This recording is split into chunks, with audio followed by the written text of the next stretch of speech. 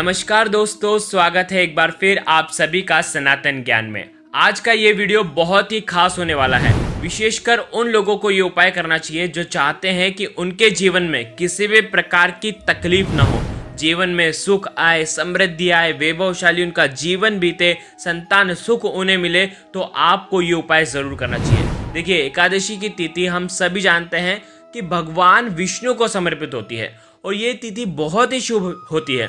हर महीने 2 बार एकादशी पड़ती है।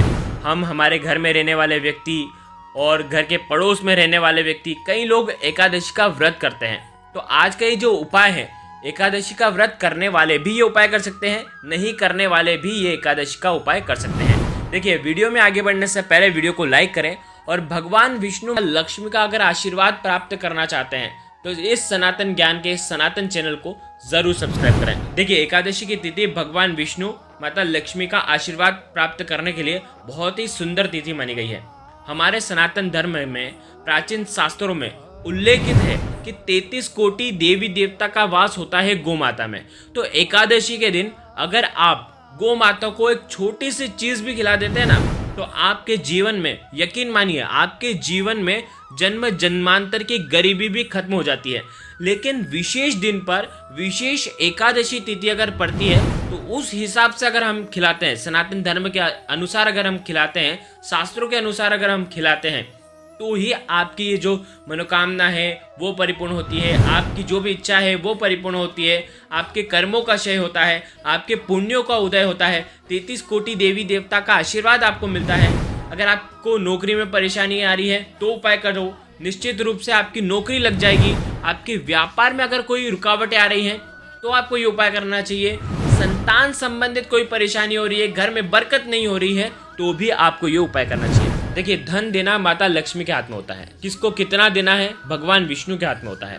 खुद भगवान विष्णु श्री कृष्ण भगवान का स्वरूप है। तो देखिए, हम सभी जानते हैं कि भगवान श्री कृष्ण सबसे बड़े गो सेवक माने गए हैं और गाय माता को खुद लक्ष्मी माता का स्वरूप भी कहा गया है। हमारे हिंदू पुराणों में गो माता को सर्वोच्च बताया गया है। गाय माता को सृष्टि माता भी कहा जाता है। देखिए, कोई व्यक्ति अगर गो माता की सेवा करता है, उस व्यक्ति के जीवन में कभी भी कष्ट नहीं आता है। और भगवान विष्णु जी का वाहन गरुड़ देव जो बताए गए हैं, जैसे भगवान शंकर के गले में नाग देवता है, उसी प्रकार माता दुर्गा की सवारी जो है वो शेर है। उसी प्रकार हिंदू धर्म में गो माता की सेवा जो भी व्यक्ति करता है तो उसके जीवन से दुख, दारिद्र्यता, कष्ट दूर हो जाते हैं। देखिए, मान लीजिए आप तीर्थ यात्रा करने जाते हैं परंतु आपकी आर्थिक स्थिति ठीक नहीं है, लेकिन अगर आपने अपने जीवन काल में गौ माता की सेवा कर दी, गौ माता को विशेष तिथियों पर अगर कुछ द्रव्य अगर आपने खिला दिए उन्हें, तो आपकी जो गौ सेवा है वो ही तीर्थ यात्रा के समान मान्य हो जाती है। गाय माता में 33 कोटि देवी देवता वास करते हैं। कहा जाता है कि हिंदू पुराण में जिस व्यक्ति ने भी गौ माता की सेवा करी उसको स्वर्ग का रास्ता तुरंत ही मिल जाता है। उस व्यक्ति को कभी भी अपने जीवन काल में कोई परेशानी नहीं झेलनी पड़ती। लेकिन देखिए, आप में से कई लोग ऐसा सोच रहे होंगे, मेरा ये जो दोस्त है, मेरे घर में ये जो गौ माता है, इनकी हम सेवा करते हैं और हमें कई परेशानियां झेलनी भी पड़ती हैं। तो उसका कारण क्या है?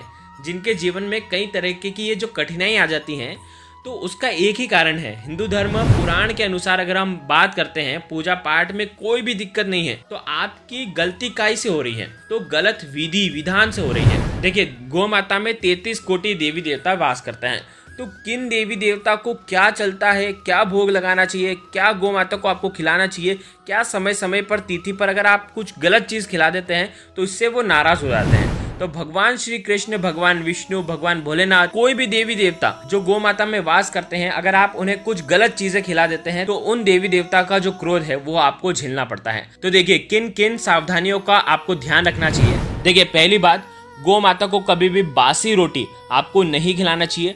भले आपके घर में कितनी भी बासी रोटी हो, वो आपको गौ माता को नहीं खिलानी चाहिए। अगर आप बासी रोटी खिलाते हैं तो एक तरीके से आप 33 कोटि देवी देवता को बासी भोग लगा रहे हैं, तो ऐसा आपको नहीं करना है। गौ माता को कभी भी सड़ा गला आपको नहीं खिलाना चाहिए, जिसमें कीड़े पड़ गए हों वो भी गौ माता को आपको नहीं खिलाना चाहिए। अगर आप कलयुग में जानते हुए भी गौ माता को पूजनीय मानते हुए भी अगर आप ऐसी गलती कर देंगे तो जीवन काल में 33 कोटि देवी देवता का आशीर्वाद कभी नहीं मिलेगा और उनका क्रोध आपको झेलना पड़ेगा। तीसरी बात, कई लोग क्या करते हैं कि पीपल के पत्ते अपने हाथों से गौ माता को खिलाने लगते हैं।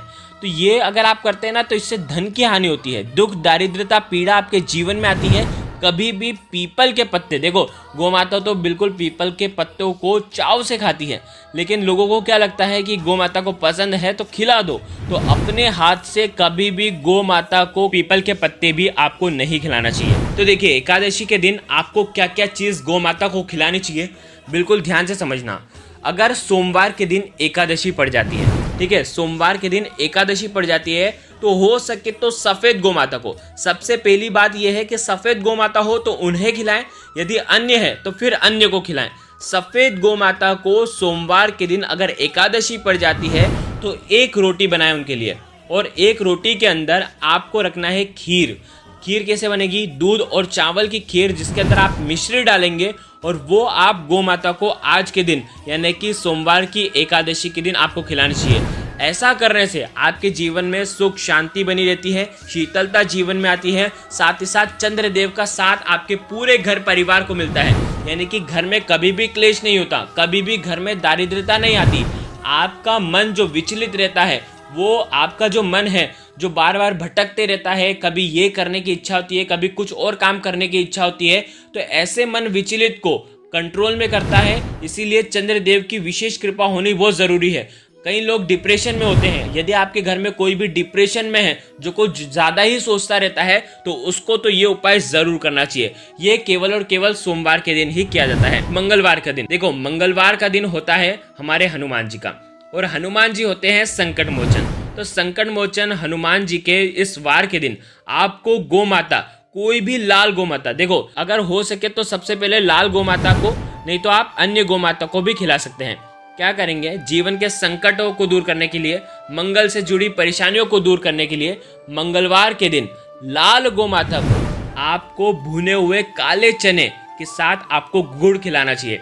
देखो क्या करना है, एक रोटी तैयार करना, उसके अंदर गुड़ डालना और भुने हुए काले चने आपको डालना है, और उसके बाद लाल रंग की गौ माता को आपको खिलाना चाहिए। इससे कुंडली में मंगल की स्थिति मजबूत होती है। तो ये केवल आपको कब करना है? मंगलवार की एकादशी पर। अगर मंगलवार की एकादशी पड़ जाती है तो, बुधवार की एकादशी अगर पड़ जाती है तो देखो बुधवार का दिन होता है गणेश जी का, ठीक है। बुद्धि विवेक की प्राप्ति के लिए, व्यापार में वृद्धि के लिए हम बुधवार के दिन बुध ग्रह को मजबूत करते हैं और कई प्रकार के उपाय करते हैं। लेकिन अगर एकादशी बुधवार के दिन पड़ती है तो गौ माता को, आपको किसी भी गौ माता को, सफ़ेद हो, लाल हो, काली हो, किसी भी गौ माता को आज के दिन आपको हरा चारा खिलाना चाहिए।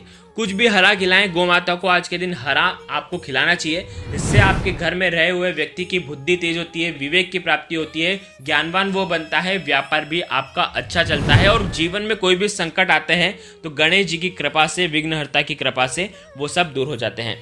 देखो बुधवार का उपाय हो गया। अब गुरुवार के दिन एकादशी पड़ जाती है, तो गुरुवार के दिन एकादशी यानी कि देखो एकादशी एक तो भगवान विष्णु को समर्पित होती है, ठीक है, गुरुवार का दिन भी होता है भगवान विष्णु को समर्पित। तो ऐसे शुभ दिन पर आपको किसी भी लाल रंग की गौ माता या तो सफेद रंग की गौ माता को आपको गुड़ खिलाना चाहिए। चने की दाल भिगो करके, चने की दाल रोटी में रख करके आपको गौ माता को खिलानी चाहिए, भगवान विष्णु का नाम लेते हुए। ध्यान रखना, जितनी भी चीजें आप खिला रहे हैं ना, तो ओम नमो भगवते वासुदेवाय का जाप करना सबसे पहले, और उसके बाद गौ माता को अर्पित करना। सबसे पहले गौ माता 33 कोटि देवी देवता को प्रणाम करना है।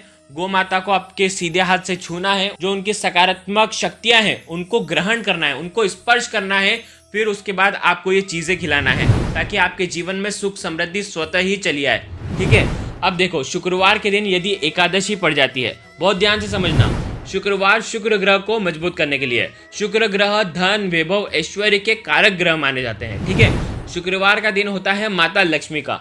तो गौ माता को अगर शुक्रवार की एकादशी पड़ जाती है तो शुक्रवार के दिन आपको गौ माता को आटा खिलाना चाहिए। आटे के साथ साथ आप चावल भी खिला सकते हैं, चावल की खीर भी बना सकते हैं। इस प्रकार से अगर एकादशी शुक्रवार के दिन, शुक्र एकादशी जिसे कहते हैं, उस दिन अगर आप इस प्रकार से चावल खिलाएंगे या आटा खिलाएंगे तो इससे आपका शुक्र ग्रह मजबूत होता है, धन वैभव ऐश्वर्य की प्राप्ति आपको होती है। तो ये भी उपाय आप कर सकते हैं। शुक्रवार के दिन सफ़ेद गौ माता को आपको ये सारी चीज़ें खिलाने हैं। अगर सफ़ेद गौ माता नहीं मिलती है तो फिर अन्य गौ माता को आप खिला सकते हैं। अब देखो, शनिवार के दिन अगर एकादशी पड़ जाती है तो शनिवार की एकादशी पर किसी भी काली रंग की गौ माता को, देखो अगर काली नहीं मिल पाती है तो फिर अन्य को तो आपको खिलाना ही है, किसी भी काली गौ माता को एक रोटी के ऊपर आपको गुड़ रखना है और गुड़ के अंदर आपको काले तिल मिलाना है और ये रोटी आपको किसी भी काली गौ माता को खिला देना है।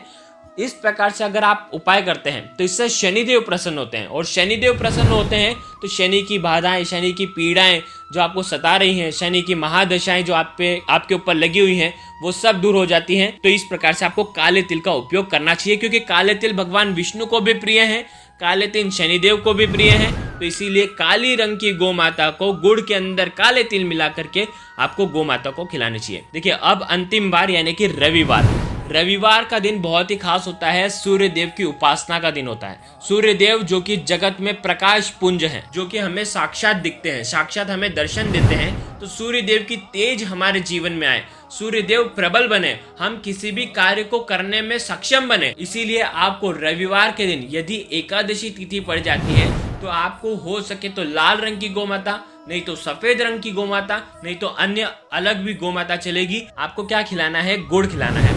गुड़ के साथ आप चने की दाल भी उन्हें खिला सकते हैं।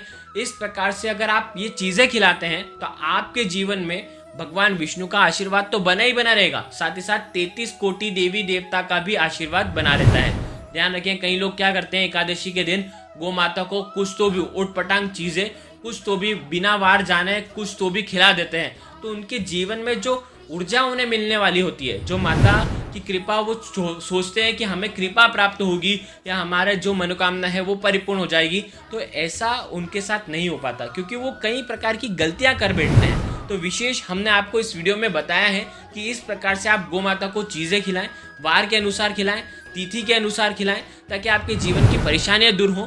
हमने प्रयास बिल्कुल कराया है कि सनातन धर्म के हिसाब से बिल्कुल सरल भाषा में आप तक प्राचीन शास्त्रों का ज्ञान दिया जाए। अगर आप तक प्राचीन शास्त्रों का ज्ञान बिल्कुल सरल शब्दों में पहुंचाया जाए। देखिए, यदि आप सच्चे सनातनी हैं तो चैनल को जरूर सब्सक्राइब करें और कमेंट में जय मां लक्ष्मी जरूर लिखें। धन्यवाद।